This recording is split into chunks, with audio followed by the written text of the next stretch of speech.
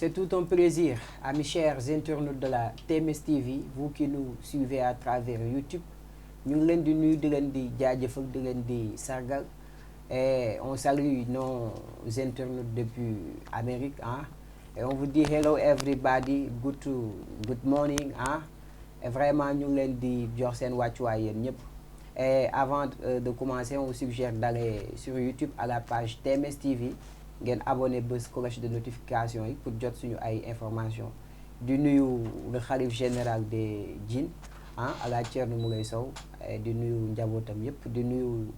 suma collègue yi ma fi nekkal yëpp di nuyu képp ki nga xamante ni rek mu ngi safoo di tiitoro TMS TV. Bon, on est de retour pour une autre édition spéciale sur la TMS TV ma fas cee ànd ak suma ay doyen ah doyen Aziz nuyu naa la. maa lay fay jaaji di la nuyu di nuyu auditeurs yi di nuyu sëriñ bi nga xam ne ni moom moo ñu jiite TMS TV muy El Hadj Thierno Moulay Sow le PDG de la maison. jërëjëf doyen Aziz Diagne keneen ki nag xàmme ngeen ko souvent day nekk suma wet muy doyen Moustapha Fall doyen Moustapha nuyu naa la. ñu ngi lay ziar jaaji di ziar doyen Aziz Diagne di am mbégte di ànd ak yéen saa su ne sur la TMS TV. di ziar di ko jox wàccuwaayam le khalife général di El Hadj Thierno Moulay Sow di le roi médecine traditionnelle du monde the king of the king di ziar madame Sow ak prince Moulay di nuyu suñu mbokku internautes yi ak suñu mbokku téléspectateurs yi. jërëjëf ñu ngi leen di nuyu di leen waxaat rek di leen gën a soññaat ngeen dem ci YouTube bi abonné bës cloche de notification yi pour jot suñu ay informations. Bon, on est de retour nag ci beneen édition spéciale. Tey nag on va faire le point sur manifestation bi passé démb vu que préfet bi interdiroon pour que manifestation am mais on a vu des cas de mort des blessés aussi gis nañ fi un peu de tension ah ci territoire sénégalais bi tey nag ñu ñëw fas yéene def le point on dit est-ce que démocratie sénégalaise jotul ñu toog waxtaane ko et dinaa ci ànd ak suma ay doyen Aziz dinaa la interpeller si constitution sénégalaise bi est-ce que nekkuñu di ko ternir jamono ji. Ternir, bon, moi je crois que on peut quand même se poser un certain nombre de questions sur cette constitution mooy la charte d'un pays nga xam ne ni constitution boo xoolee moo nekk au-dessus de tout le monde même le président de la République parce que si on constate que le président de la République le chef suprême des armées nga xam ne moo yor lépp moo jiite réew mi buñ demee ba ñu koy nommer le président du conseil constitutionnel moom mooy toog alors le président jure devant le président du conseil constitutionnel ça veut dire que la constitution est au-dessus de tout le monde parce que bu ñu demee ba président am institution boo xam daf naan ko kaay mu ñëw mu ne ko waxal waatal mu waat donc ça veut dire quelque chose maanaam constitution dafa nekk loo xam dafa am doole. Maintenant ndax dañ koy suufantal ndax dañ koy salfaañe ah man day jàpp ma ko xëy na peut-être que ñi nga xam ne ni xamuñu constitution doole bi mu am xëy na ñoom ñoo koy foyee mais constitution moom si tu es légaliste nekk un homme de droit. du dëgg defe naa ne lépp luy constitution da nga ci war a tënku parce que constitution mooy la charte d'un pays. Voilà, doyen Aziz aussi, avant de passer sur cette question, la constitution sénégalaise est au-dessus de tout le monde. Mais vu que le droit de manifester, le droit là, ci citoyen bi, mais pourquoi ñu indi benn privation ci bu opposition bi bëggee manifester wu rek ñu interdire ngeen loolu. Bon, foofu moom je ne suis pas totalement en phase ak yow parce que c'est vrai que y a la constitution, il y a aussi les lois et règlements qui sont à rigueur. dañ ne sooy def marche wala sitting da nga koy informer autorité administrative bi soo ko informer moom mooy jël toutes les dispositions pour encadrer ko mais au cas où l'autorité juge maanaam apprécier que ne marche bi xëy na mën na nekk trouble à l'ordre public ça c'est un autre domaine que moi je ne veux pas trop m'avancer am na droit de la marche bi kat mënoo ko def parce que telle ou telle raison mais le droit de marche est sacré au Sénégal le droit de se rassembler est sacré au Sénégal parce que on est dans un pays de droit mais même bu fekkee ne sax charte boobu maanaam dañ ko encadrer dañ ko autoriser am na yoon lu mu ci wax pour ñu mun ko bàyyi mu c'est comme par exemple tey feu bu rouge feu bu rouge xam nga maanaam feu bu vert par exemple je donne un exemple feu bu vert xam nga da ngay am droit dem jéggi waaw am nga droit dem ak oto soo gisee quand le feu est vert am nga droit dem mais boo ñëwee gis feu bi mu vert nga bugg a dem policier bi taxaw ci kanam feu bi ne la nii taxawal da ngay dem wala doo dem non doo dem da ngay taxaw ba te pourtant yoon moo ne la mun nga dem mais am na beneen circonstance bu taxaw obligé law ne la taxawal lu tax mu taxawal la nag moom moo ko xam donc exemple boobu laa la mën a jox ci maanaam droit de marche mais dans les grandes démocraties moom war nañ bàyyi parce que la marche le rassemblement le sitting c'est des moyens d'expression or nit ki war nañ ko bàyyi mu mun a exprimer wu voilà c'est une autre manière d'exercer sa liberté aussi vraiment lu xew démb moom rafetlu wuñ ko fenn et on n'est pas dans un camp bi nga xamante ni dañuy ne fi naan waaw naan non rafetlu wuñ ko et ñaaw na aussi ñi ci perte seen bakkan aussi vraiment ñu ngi leen di jaag seen ay mbokk doyen Moustapha comment vous concevez la constitution sénégalaise est-elle permise ou pas bon man li ma bëggoon wax ci affaire constitution sénégalaise de manière générale au Sénégal et en Afrique fii je pense que suñu njiit yi dañuy fontoo quoi parce que fii jàpp naa ni muy Sénégal et partout en Afrique constitution bi daal ab këyit boo xam ni la rek da ngay yor da ngay yor sa gomme di ko bindee crayon heure bu la arrangé wul nga gome daal di changer parce que xam nga lu tax ma wax loolu gis nañ fi en Afrique ay chefs d'État yu modifier constitution bi à maintes reprises partout en Afrique ba ñu def la limitation de 2 mandats ñu xëy ne surtout ça ñu xëy ne du ñu respecter les 2 mandats dañuy def 3e mandat bu ñu waxee ñu indi interprétation ne waaw ni ñu bindee affaire bi ci constitution bi référendum comprendre nga voté te xam nga marche dafa nekk loo xam ne dañ ko inscrit ci constitution bu Sénégal boo jëlee article 8 le droit à la marche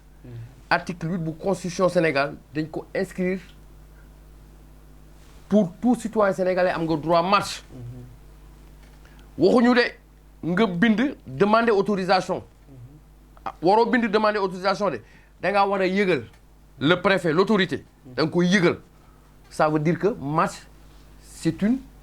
obligation pour tout citoyen sénégalais mais malheureusement Afrique moom on ne respecte pas les lois Afrique moom dañuy foye dañuy fonto nit ñi surtout nag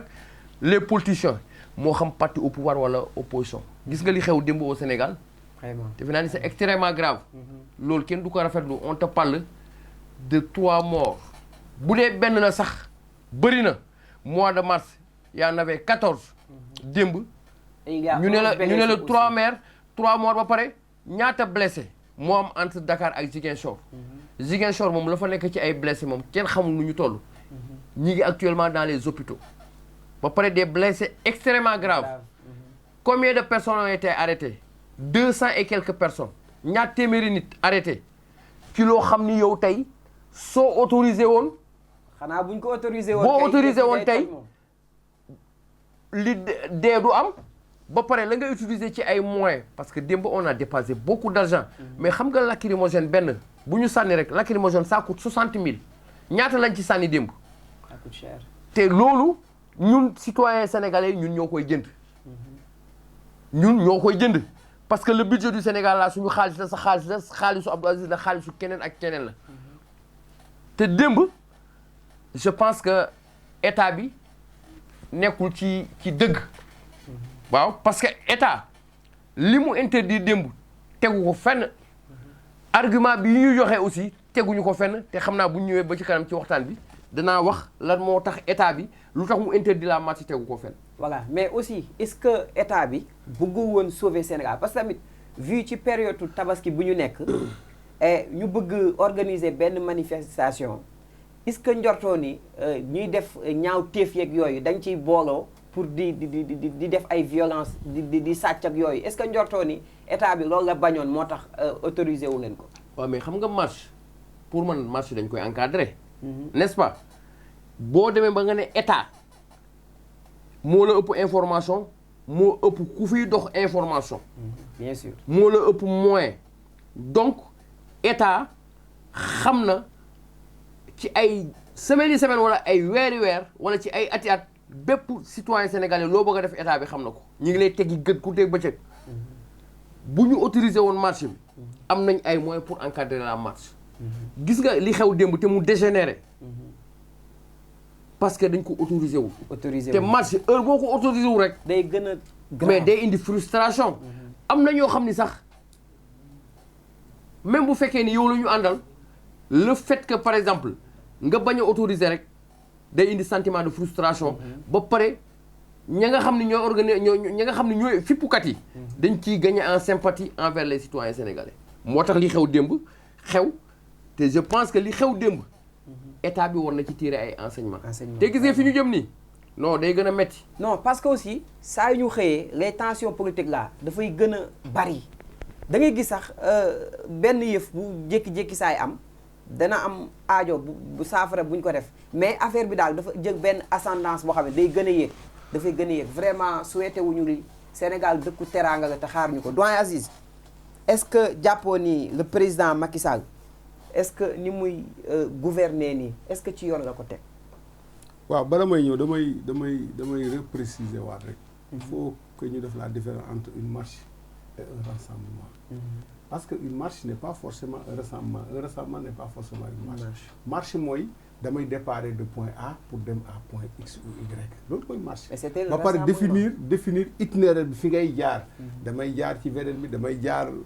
unité 12 damay jaar extra maa ngi jëm stade Léopold Sédar loolu mooy marche. Mais ce qui s'est passé hier c'était pas une marche. C'était un rassemblement à un point bien précis. muy place de la nation. Donc loolu leer na bon maintenant je ne reviendrai pas parce que ñi nga xam ne ñoom ñoo opposé wu à ce que loolu am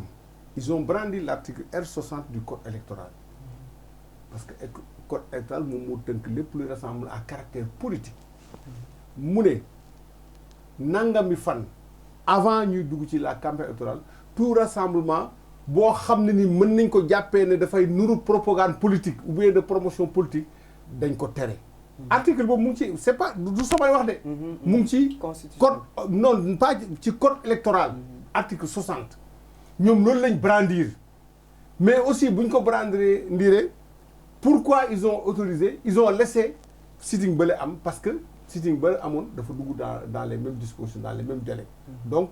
on ne peut pas concevoir ça. Mais ñoom ñi nga xam ñoom ñoo interdit ce rassemblement une fois de plus ñoom dañ ne article 60 moom moo ko tere moo tax autorisé wuñ ko. Cela veut dire quoi? Cela veut dire que fii ak ñuy dugg dans la campagne électorale dootuñ fi autorisé ci benn rassemblement su fekkee ne on tient compte en tout cas de cette disposition de l'article 60 du code électoral. Bien nga ne ndax Macky Sall. Est-ce que mu ngi jiite correctement nu muy defee nguuram est-ce que mu ngi koy jiite correctement. waaw mais xam nga. Bon cette question là elle est un peu dafa xaw a maanaam. terre à terre. pas terre à terre peut-être mais xam nga. non mais tamit. waaw c'est-à-dire que ndax mu ngi xam nga ku nekk rek da ngay am appréciation personnelle. par rapport ak la gestion des affaires de l'État. xëy na am na ay domaines yoo xam ne nii Macky Sall il a fait du positif. am na yoo xam ne nii il a fait du négatif. comprendre nga. Parce que tey bu ñu xoolee tey y a eu des réalisations qui ont été effectuées par le président Macky Sall. Sur le plan économique loolu aussi nañ waxante dëgg.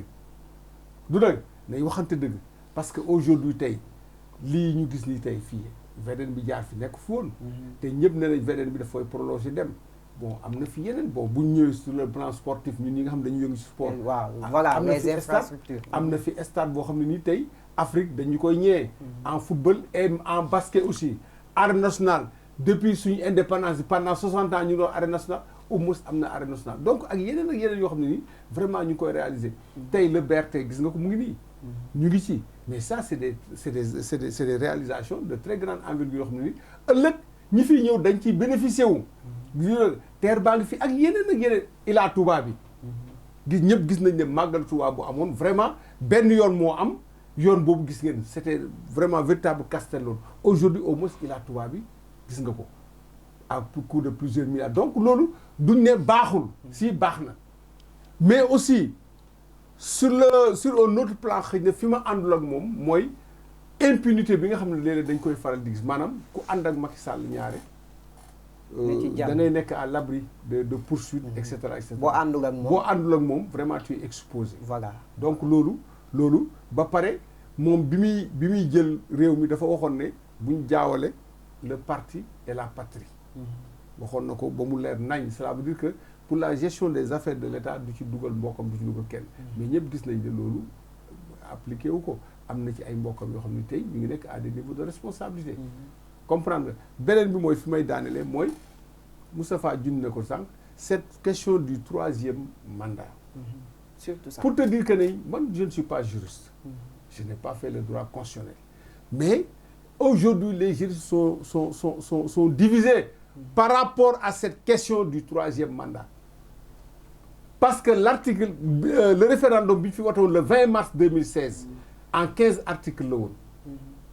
comprendre nga am na yu ñu ci dugal am na yu ñu ci dugalul mais li leer ba leer daal mooy dañ ne nul ne peut exercer plus de 2 mandats consécutifs maanaam ñaari mandats yu tegle.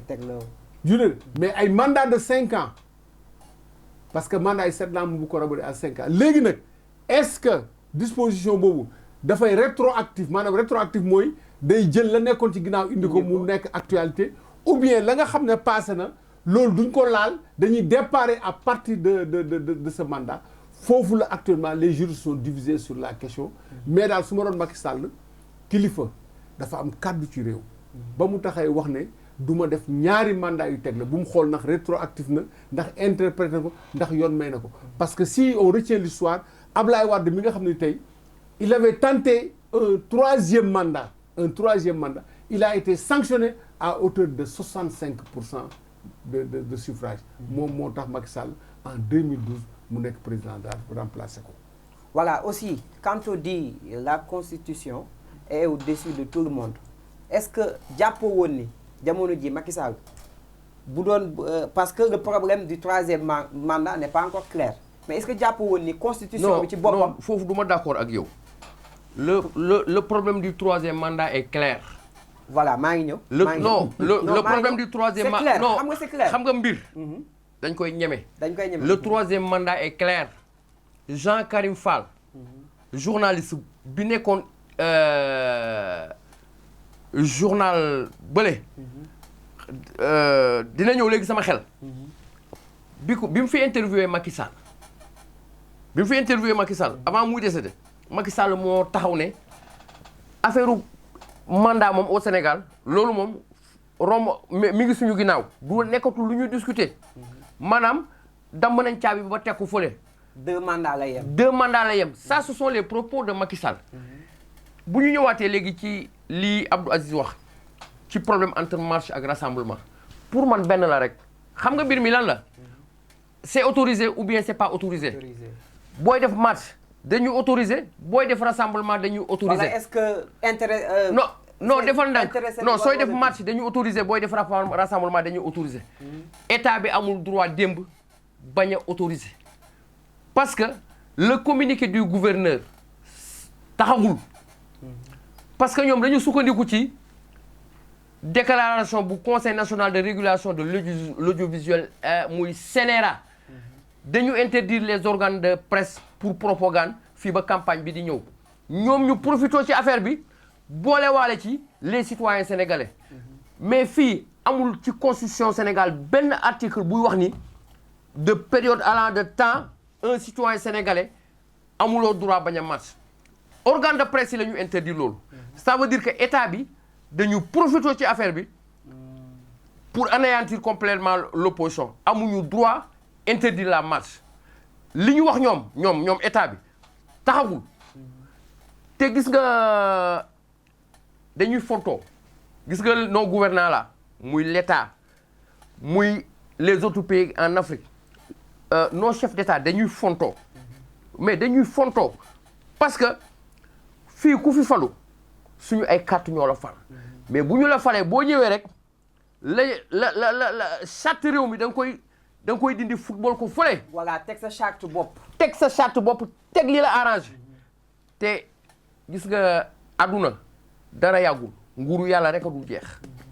Macky Sall mi li ma koy conseillé mooy 2 ans moo ko fi dese wala 1 an et quelque 2024 pour man jàpp naa ni su demulee bëgg a def forcing gars yi dañ ko sanctionné comme Ablaye Wade. voilà dinañ ko sanctionné ou pas bon gis li ci kanam raw lu bët lu tax ma ni le problème du 3e mandat n'est pas clair parce que récemment am na benn chaîne française bu ko interpellé ci loolu mais daf ko ni pareegul. clairul ci Macky Sall. voilà non parce que moom. non dama ne clairul ci Macky Sall. mais ak clairul également ci yenn juristes yi nga xam ni. Macky Sall la ñu àndal. mais le débat est très clair dès lors que moom Macky Sall nee na moom mënul def ñetti mandat ñaari mandat la mën a def les vidéos sont là mu wax ko ba ne dama lañ caabi ba sànni su clairul ci bopp Macky Sall la clairul ak juristes yi nga xam ni ñoom ñoo ànd ak moom di ko interpréter d'une autre façon mais affaire bi dafa clair de. parce que day def vice versa tantôt mu ne pareegul liggéeyam parce que li mu waxoon tamit yàgg na mais aussi bon nañu ñaan daal lu mën a xew daal jàmm xew Sénégal jàmm am Sénégal aussi et vraiment c'est un immense plaisir may feggoo ak suma ay doyen là moom c'est un grand honneur non temps bi waru woon jeex ba mbir nee nañu temps bi benn mise au point rek voilà pour revenir un peu sur mais Moustapha le rassemblement et la marche il y a une grande différence lu tax ma ne am na différence tey nee naa la bu fekkee da nga demande maanaam da nga def information pour def marche da ngay définir itinéraire da ngay définir itinéraire xam nga tey mu ngi mel ni tey may damay def marche mais damay jaar buntu hôpital mais non hôpital ñëpp xam nañ ni c'est un lieu boo xam ne dafa war a nekk un lieu très accessible loolu autorité bi mun na la non doo fa jaar dévier ko alors que nag un rassemblement moom dañu seet un point stratégique un point de ralliement ñu ne fii la comprendre nga donc boo xoolee démb takk der yi démb fan lañ dem dañ dem ci moment ci lieu bi nga xam ne ni fa lañ waroon defee lieu foofu lañu mettoon tous les dispositifs donc ba tey am na différence entre un rassemblement ak une marche beneen bi may wax mooy moom laay daanelee tu l'as dit tout de suite c'est-à-dire que man xam nga sànq bi wax j'ai bien dit dans mes propos ma ne Macky Sall ci boppam moo def déclaration ne nul ne peut exercer 2 mandats consécutifs maanaam ñaari mandats yu tegle. c'est clair ñëpp il l'a dit ñëpp ko dégg mais dama ne la Babacar Fall tàllal na ko micro laaj ko question la mun na ko je ne dirai pas oui je ne dirai pas ni oui ni non yéen a ngi dégg loolu ba pare mais quand on n'est pas juriste aussi il faut qu'on écoute les juristes mais mënu ma ne mais duñ leen déglu non dama ne mais jiitu réew mi nga xam ne moom moo taxaw ne man mënu maa def ñetti mandat déggoo li ma wax kon kay duñ leen déglu ci seen droit non déggoo li ma wax non ma ne juriste yi non déglu seen poste la ñu non xool Moustapha non moi j'ai beaucoup de respect pour ces gens-là parce que dañoo man dama ma respect ci ñoom parce que dans les grandes juridictions ma ne kon nag maa ngi ñëw rek mais seen poste la ñu xool de yenn juristes yi ñoom amuñu benn crédibilité man waxuma ne juriste bi moo am dëgg waxuma ne kële moo am dëgg je ne dis pas ça parce que tuuti naa trop pour donner un point de vue sur un maanaam pour faire benn analyse sur un angle juridique parce que je ne suis pas un non tuuti woo ci de du droit il faut se référer sur le propos de Macky Sall mais dama ne il faut se référer sur le propos de Macky Sall c'est important non c'est important parce que bu ñu ko bàyyi mu développé poisson bàyyi rek man dama ne je ne suis pas juriste du ma wax ne juriste bii moom moo am dëgg du ma wax ne ba moo am dëgg yaa ngi dégg kon nag su fekkee ne yow nekkoo un professionnel du droit c'est vraiment prématuré wala lu la neex ngay wax ni nangam na mais si on revient sur le propos de Macky Sall xam nga bu baax il faut savoir lire entre les lignes moi j'ai dit man su ma nekkoon place ci Macky Sall ne serait-ce que par respect à la parole du ma def un 3e mandat xam nga wax naa loolu waaye léegi nul ne peut faire 2 mandats nul ne peut faire 2 mandats waaw laisse-moi ok dafa leer Moustapha bàyyi ko mu terminer laisse-moi terminer comprendre nga déggoo li ma la wax parce que kilifa nga nekk njiitu réew kilifa day sàmm kàddu tey su ma la woon tey jaaji simis bi buñ paree ma may la ko même bu may def yaram mu ne bu ñu paree di dama la koy jox di nga ma ko jox waaw mais dama non boo ko joxee jaaji est-ce que naa am noonu su déedéet parce que dama ko ba àddina bi yëpp di ko dégg te tamit la promesse est une dette très bien donc que juriste bi nee na ko non mandat bële bokk ci nangam na non il a déjà dit que clairement que ne du def 3 mandats consécutifs donc il devait partir mais dama ne la si on revient maintenant dans le droit man je ne suis pas un professionnel de droit constitutionnel pour dire que ne kii moo am dëgg kële moo am dëgg parce que ay jàngkat ñoo wax des gens yoo xam ne au moment où moi j'étais sur les terrains di football wala di téye micro ñoom ils étaient à l'université ils étaient dans les amphis waaw maa ngi ñëw non bàyyi Moussa Ba am na ci jàngkat yoo xam ne non écoutez on va vous donner le temps. non Moussa Ba dama ne si on se réfère à la constitution nul ne peut faire nit da ngay nul ne peut faire de jàngu nit non da ngay non respecté mais am na ci ñoo xam ne jarul ñu leen maa respecté ngi ñëw rek am na ci ñoo xam ne maa ngi jarul ñëw rek dama non déglu rek c'est-à-dire que gis nga débat aussi seen jàng ak zéro mooy am de ñooñu maanaam yow li nga xam xam nga ko mais respecté aussi keneen la mu xam ak la mu wax yaa ngi dégg parce que dama ne la mais wax dëgg on est dans une situation mais ñu wax la vérité non dama ne ñu wax la li constitution on est dans ñu une wax la vérité situation dama ne on est dans une situation où deux partis ñu ngi wax te ñi wax ñëpp ay jàngkat lañ ñi wax ne Macky Sall amul droit dem troisième mandat c'est des agrégés de droit constitutionnel ñi wax ne Macky Sall am na droit def troisième mandat c'est des agrégés de droit constitutionnel kan moo ci am dëgg léegi pour trancher le débat ki am dëgg kay xam nga ko ci boppam ki am dëgg xam nga ko de ki am dëgg yow xam nga ko ki am dëgg yow xam nga ko dégguloo li ma la jàng nga mën nga lire ki am dëgg xam nga ko nul ne peut faire plus de deux mandats voilà nul ne peut faire plus de deux mandats waaw il n'a pas compris j'ai bien compris non man xam nga li ma waaw léegi pour terminer xam nga li ma gëm ñi nga xam ne jàngkat lañ xam nga ñi jël position ne Macky Sall mën na am troisième mandat gis nga ñooñu pour man seen jàng moom ak zéro moo yem parce que nit ki mais doyen Moussa Fall ce sont des agrégés en droit mais waxuñu dëgg constitution bi lan la wax nul ne peut faire deux mandats waaw ça moom c'est vrai waaw léegi dama lay laaj léegi ñoom ñu taxaw ne Macky Sall mën na def troisième mandat est-ce que ñooñu am nañ crédibilité non dama ne est-ce que ñooñu fayu yan xaalis pour ñu wax ni Macky Sall mën na def troisième mandat ñooñu taxaw di wax ñooñu waaw dama ne il parle pour le compte de Macky Sall dañ leen jox xaalis mais bu ñu waxalee yàlla tax xam nga ni yow moom xam na ni bu ñu ne nul ne peut faire plus de deux mandats mooy à part ñaari mandat moo def troisième mandat affaire bi jarul interprétation affaire bi dafa leer lire entre les lignes dafa leer jaaji may ma benn seconde dafa leer de savoir lire entre les lignes moi je te dis que ne loi bi lii la wax mais parfois les lois sont interprétées non bii amul interprété non laisse-moi nag yow tamit bàyyi d'accord mais bon dañu wàcce tension yi quoi dañu wàcce tension non bàyyi ma développer ba pare dama ne la loi yàgg na fi am interprétation loi aussi yàgg na fi am je vais te donner un exemple Ablaye Wade am na benn marché bu ñu ko fi jàppee woon ñu ne un avocat français qui s'appelle Maître Spinner quand il est venu ñu ne Ablaye Wade ñu gars yi discuter entre les avocats français et ak les avocats sénégalais ñu ne flagrant délit la kii ne ko noonu du flagrant délit parce que jàppee wuñ ko sur les lieux kii ne non même si c'est pas le flagrant délit le délit est flagrant xam nga bii jiital moo bi ak miw bi nga ñëw nga jiital ko regardez la nuance et ça a fait l'objet d'un duel oratoire extraordinaire entre flagrant délit et un délit qui est flagrant moo tax ma ne la man